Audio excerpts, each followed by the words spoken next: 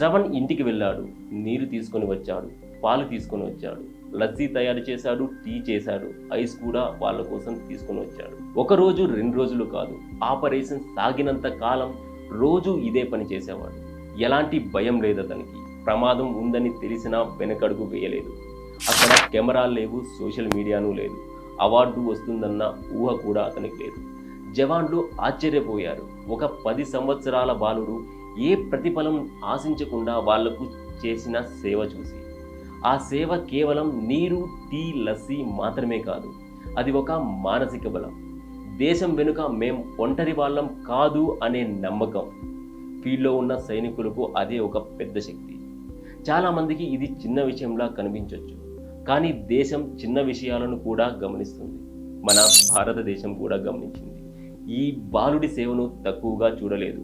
అందుకే శ్రవణ్ సింగ్కు ప్రధానమంత్రి రాష్ట్రీయ బాల పురస్కార్ ప్రకటించింది.